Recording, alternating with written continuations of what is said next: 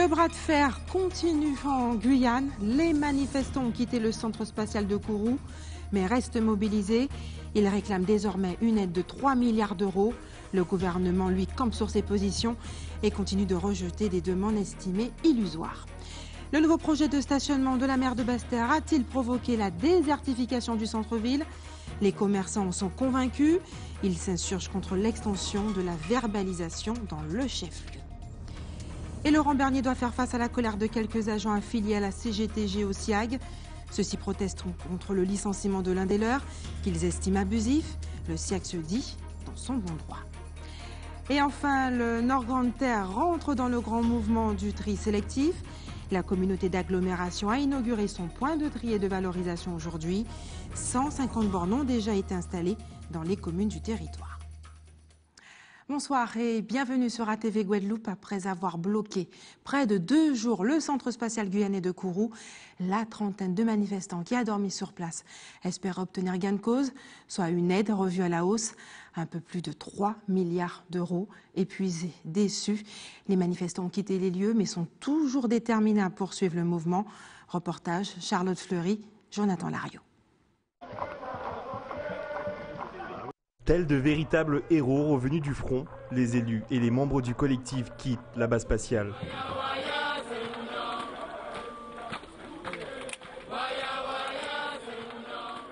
Tout de suite après avoir franchi les grilles, la population restée en soutien devant l'entrée du CSG les accueille sous une salve d'applaudissements. C'est un moment historique et je suis encore tout émue de ce que je viens de vivre. C'était pas prévu, mais on continue. Ils ont eu le courage et ils se sont tous unis pour qu'on puisse obtenir ce qu'on en attend de l'État depuis de nombreuses années. Le Conseil des ministres de ce matin n'aura rien apporté de plus.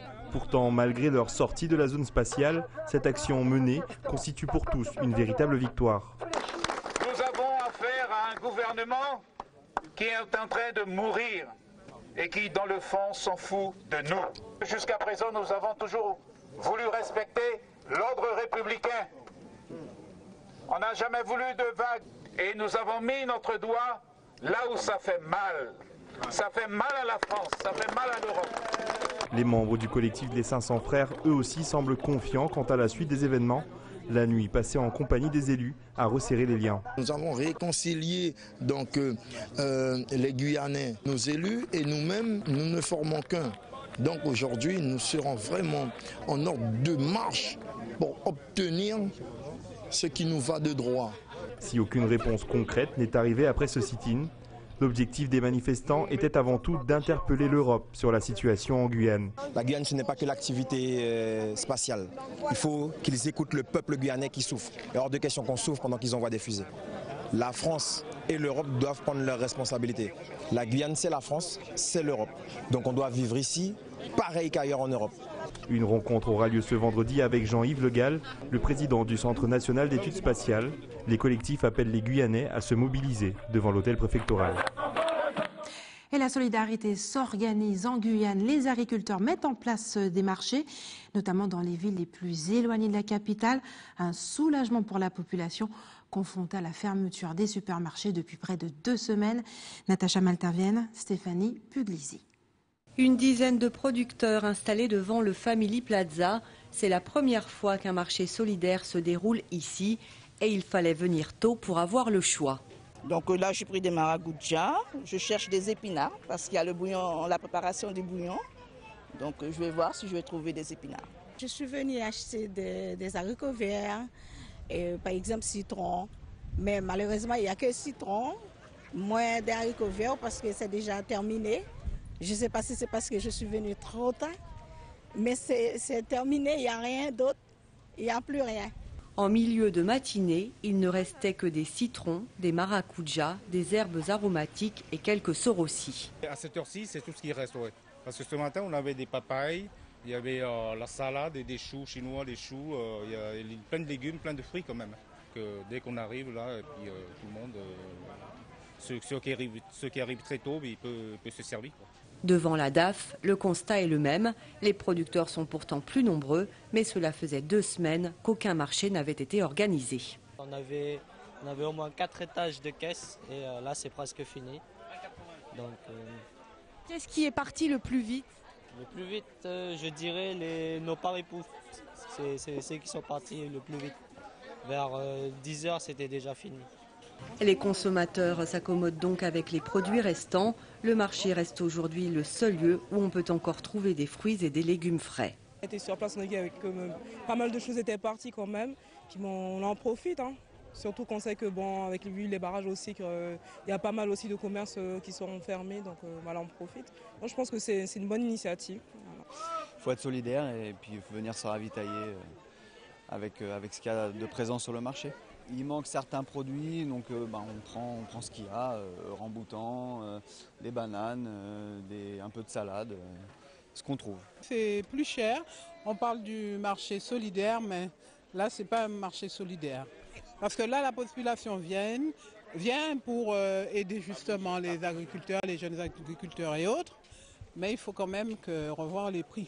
Plusieurs consommateurs ont fait ce même constat. Sur certains stands, les prix ont augmenté. Peut-être qu'on a été un petit peu plus ambitieux cette fois-ci en partant sur 2 marchés, un ici, un sur Family Plaza. Donc on a séparé nos producteurs propres qu'on connaît pour les mettre à des œufs d'endroit. Pendant qu'on faisait le va-et-vient, ça a été la porte ouverte à tous les revendeurs qui sont venus. J'aurais fait comprendre d'entrée de jeu qu'il faudra faire jouer la carte du prix. Force est de constater qu'ils ont mis les prix forts. Ne participant pas au mouvement, ils pratiquent le prix fort. Et là, je m'en excuse auprès de la population. Les jeunes agriculteurs réfléchissent à l'organisation d'un 3e marché solidaire. Il pourrait avoir lieu samedi. Et quelle issue pour la Guyane? Le plan d'urgence d'1 milliard d'euros du gouvernement a été entériné ce matin au Conseil des ministres. Il continue de rejeter la demande d'aide des collectifs guyanais. Une revalorisation à 3 milliards d'euros. Le reportage d'Éric Dupuis. Pas question pour eux de relâcher la pression. Ces franciliens originaires de Guyane font écho dans les rues de Paris au cri des manifestants de Cayenne. Aujourd'hui, ce mouvement spontané d'avoir des éclaircissements et d'aller à la recherche de l'information, c'est fait sur l'action tout aussi spontanée de nos collègues de rester au CSG. Donc on va au fil de l'actualité. Tous les Guyanais qui sont ici, je pense qu'ils sont comme moi, on vit au rythme de la Guyane. Pourtant, au même moment, à l'Elysée, c'est la sortie du Conseil des ministres largement consacrée à la Guyane, où un investissement d'1,85 milliard d'euros a été confirmé au président de la République. Nous avons la volonté d'apporter des réponses concrètes, fortes, qui permettent de répondre aux aspirations et qui permettent de poursuivre dans la voie de l'apaisement pour graver dans le marbre toutes les décisions qui avaient été préparées et annoncées dans la plus haute instance de délibération de notre pays.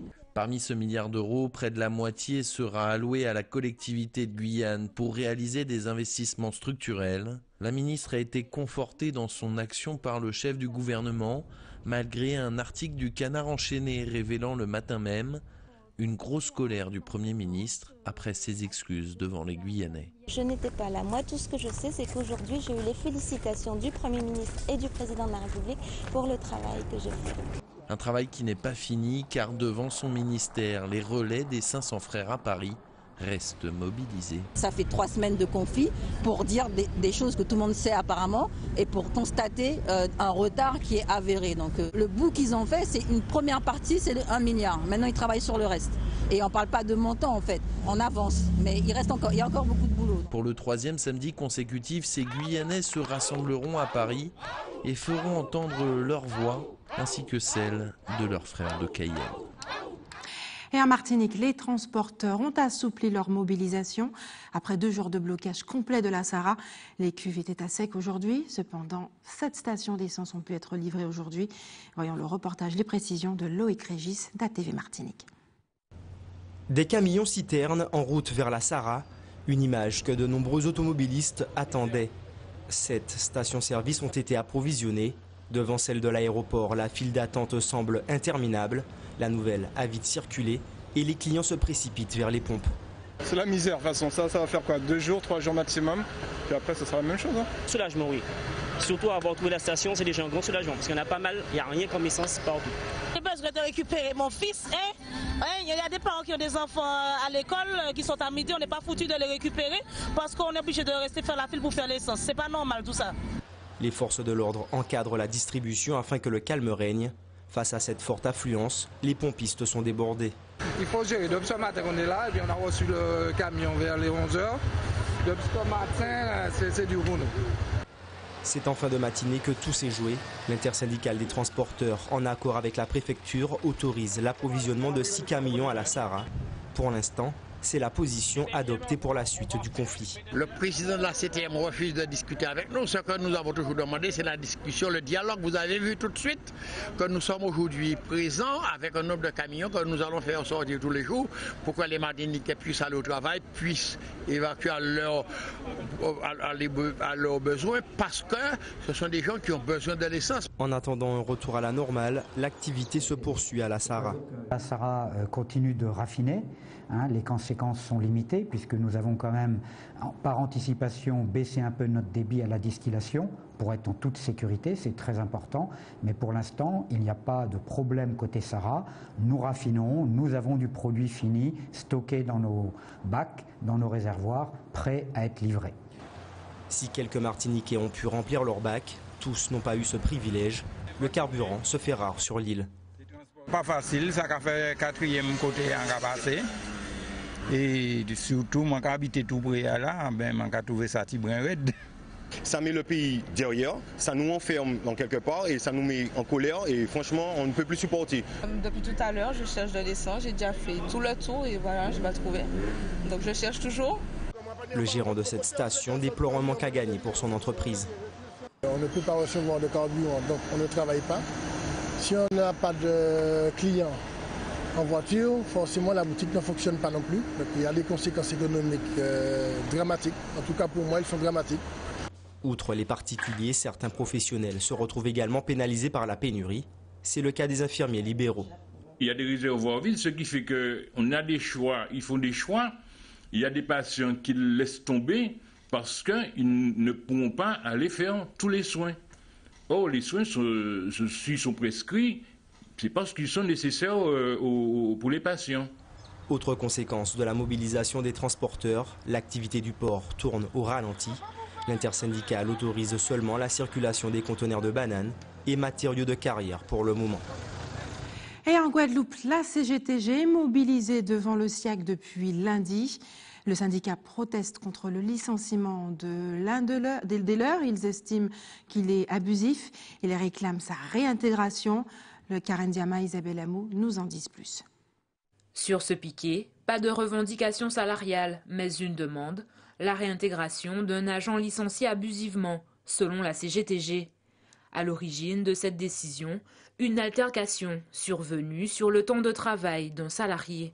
Il s'agit en fait d'un ex-agent de la Générale des Eaux qui a agressé le camarade sur son lieu de travail. Et il l'a provoqué en le menaçant et lui a intimé qu'il allait le tuer. Il avait déjà il lui a fait des menaces en fait. Et le camarade s'est défendu avec les moyens qu'il avait à sa disposition. Mobilisée depuis le début de la semaine, une petite délégation soutient l'agent licencié, évoquant des irrégularités dans la procédure de licenciement. Estimé que les sanctions là extrêmes et que par rapport à cette situation-là, un salarié qui a travaillé dans une entité comme le SIAG, à aucun moment ne pas trouver le SIAG au collègue là.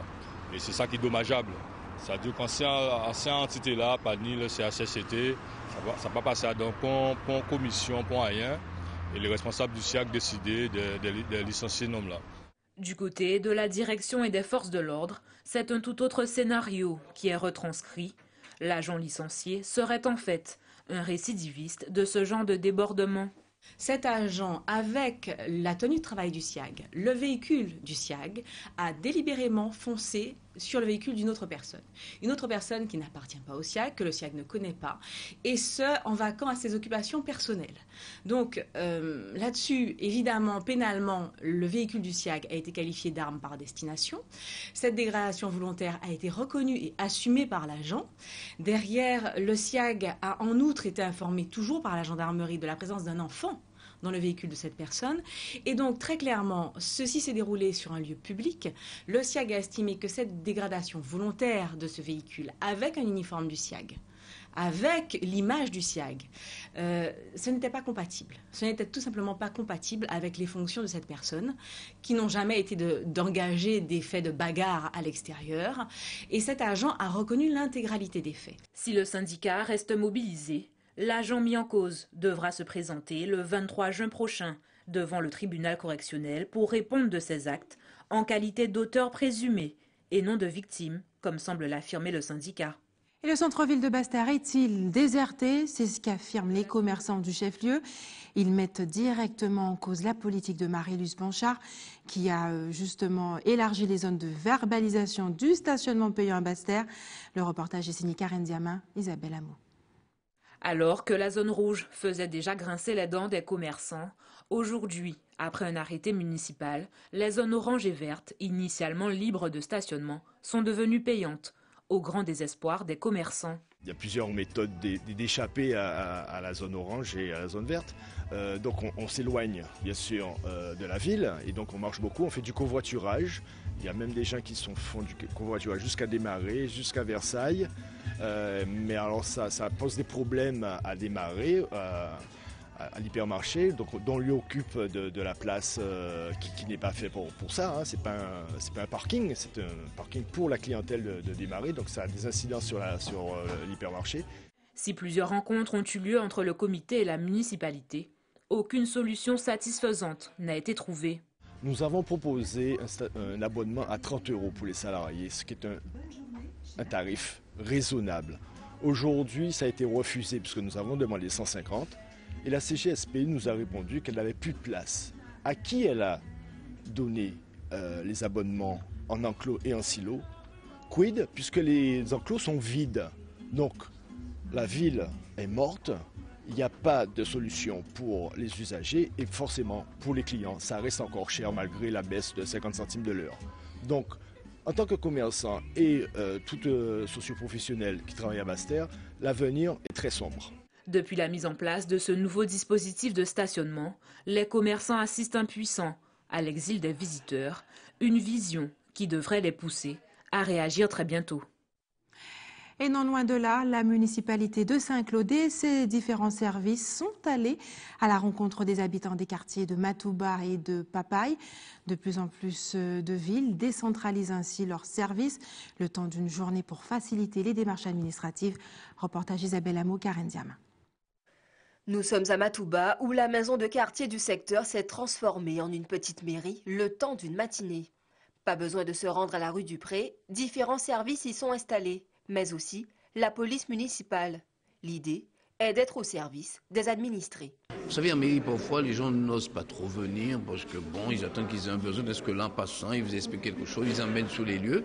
On est plus efficace. On cherche à être efficace, on cherche à entendre, on cherche à être présent et pas seulement en période électorale. Ça date depuis de 2003. Je pense que c'est une chose nécessaire. Nos administratifs qui eux aussi découvrent la DGS qui est nouvelle, découvrent le dispositif qu'elles ne connaissaient pas ailleurs. Donc elles découvrent, elles voient un peu la chose et la ville continue de travailler. Une délocalisation certes éphémère, mais qui a su séduire quelques intéressés. C'est une super initiative puisque ça permet de se rendre compte de ce qui se passe à Saint-Claude sans pour autant avoir à faire l'action d'aller en mairie. Là, ils viennent vers nous, ça permet de rencontrer un peu tous les intervenants, de connaître les gens chargés de la politique de la ville. Non, je trouve que c'est une très belle action.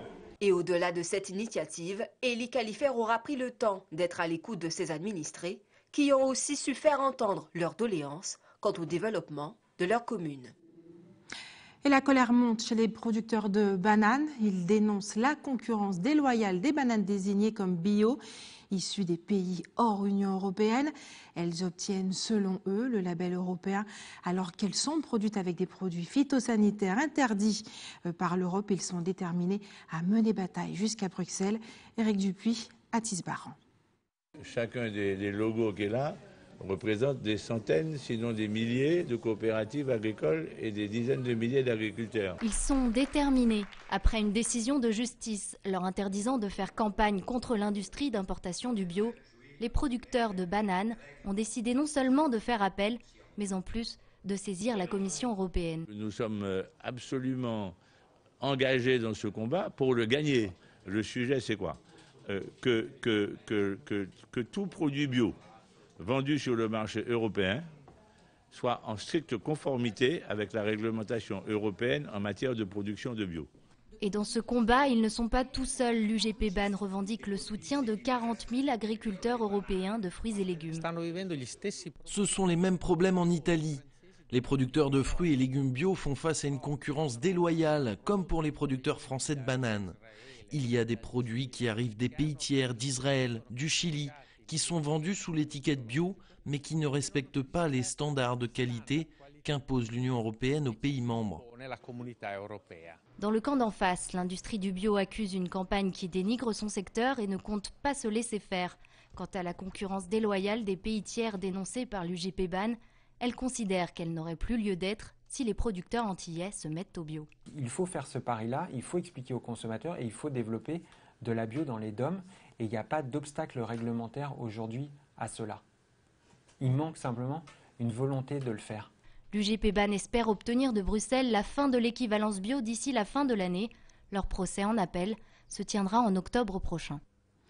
Et ce mercredi était consacré à la Journée internationale du travail invisible, une notion encore méconnue chez nous que vous propose de découvrir ce soir Isabelle Hameau et Karen Diama.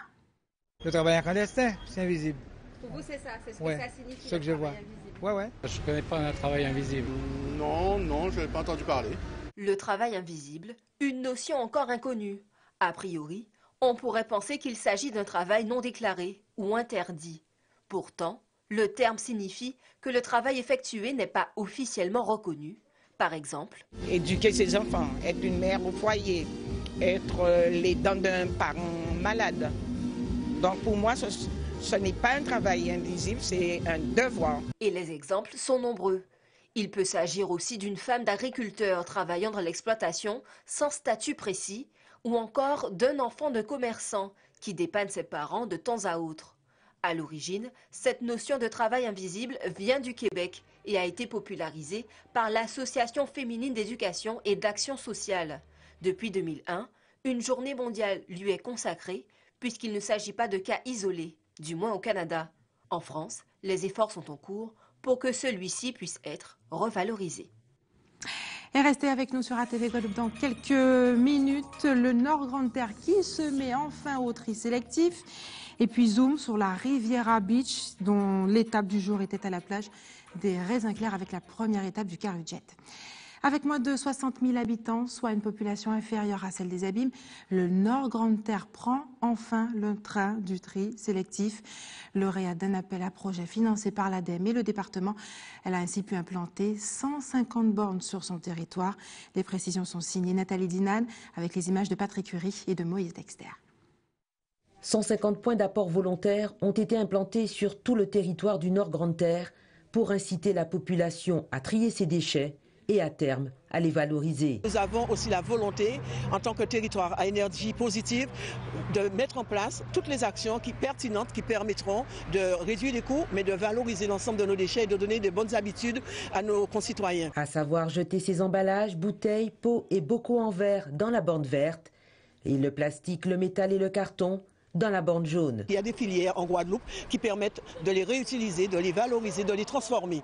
Donc c'est notre volonté aujourd'hui et nous voulons vraiment rendre attractif et surtout amplifier la démarche parce que nous constatons qu'il y a de plus en plus de personnes sur le territoire qui font les bons gestes mais pas de façon suffisante. Ces points de collecte ont été installés sur un carré de jardin fleuri de bougainvilliers et de crotons, facilement repérables. Nous avons vu que par méconnaissance, certaines personnes continuaient à mettre des déchets tout autour des points d'apport volontaires. Nous avons voulu valoriser, embellir pour inciter les gens à utiliser seulement pour le tri et ne pas faire n'importe quoi. À Morne-à-l'Eau et au Moule, les habitants possèdent des bacs différenciés. Le tri se fait à la source. Grâce aux ambassadeurs de tri, cette démarche va s'étendre à tout le territoire du Nord Grande Terre, ce qui permettra d'intensifier l'utilisation des bornes. Et vous étiez nombreuses aujourd'hui à la plage des Raisins Clairs à Saint-François. Normal, il y avait un beau spectacle, celui de la première étape de la Carujet. Sur la plage, les visiteurs pouvaient également être formés aux gestes de premier secours, le sauvetage et le secourisme. Une première pour cette manifestation. Nathalie Dinan, Patrick Curie et Moïse Dexter nous en disent plus. On regarde. Une victime a inhalé de l'eau et est en arrêt respiratoire. Que faut-il faire? Quels sont les premiers gestes à effectuer? Démonstration et formation au premier secours avec les sapeurs-pompiers. La victime avait perdu connaissance et était en arrêt respiratoire en attendant l'arrivée des secours, puisqu'il a eu un témoin qui a pu passer l'alerte et revenir avec un défibrillateur. Le but, c'était de faire la réanimation cardio-pulmonaire, de mettre en place le défibrillateur et de pouvoir attendre l'arrivée des secours en faisant des gestes de survie, qui est tout simplement le massage cardiaque sur ce cas-là. C'est la formation prévention civique de niveau 1. Elle peut être dispensée à partir de 10 ans. Dans une île entourée d'eau, elle devrait être obligatoire. C'est une formation qui permet de sauver des vies, qui permet d'effectuer un minimum en attendant l'arrivée des secours. Parfois, on a tendance à croire que ça va nous prendre beaucoup de temps et tout, donc on est là pour leur expliquer que c'est une journée de formation, mais qui peut servir pour sauver un grand nombre de personnes. Pour sortir la victime de l'eau, une autre formation est nécessaire. Pour réaliser la démonstration, la brigade de surveillance des mers s'est chargée de sortir la victime de l'eau. Alors la brigade des plages existe depuis le 1er décembre. Notre mission, c'est de porter secours à personnes en danger ou en difficulté en mer. Et aussi éventuellement, on fait un peu d'environnement, un peu de secourisme et un peu de prévention. Ils sont 2 pour le moment et sillonnent les plages de la Riviera du Levant, de Gosier à la Désirade. Cette année, nous avons eu un grand nombre de touristes qui ont fréquenté nos plages. Donc nous étions amenés à les renseigner sur différents sites quand ils veulent se déplacer. À l'exemple de l'île du Gosier, par exemple, comment prendre le bateau, ce genre de trucs. Informer parfois par rapport à la présence des chiens sur les plages. Également sur la protection de la nature. La Riviera Beach Tour, c'est l'occasion de toucher le plus grand nombre et de sensibiliser ceux qui fréquentent les plages à toutes ces problématiques. Et c'est l'heure des informations pratiques. Maintenant, EDF Archipel vous informe qu'il y aura des coupures d'électricité dans les villes de Sainte-Rose, Petit-Canal, Ebemao et également Gosier demain, essentiellement dans la matinée. Et l'équipe de l'établissement français du sang vous donne rendez-vous demain dans la zone de Témara aux Abîmes de 8h à 13h. Et enfin, si vous avez des informations à nous communiquer, n'hésitez pas à nous appeler au 60 11 2 fois. Et voilà, c'est la fin de notre édition locale et régionale, mais l'information continue sur ATV Guadeloupe dans un instant avec Eddie Planté pour Questions directes.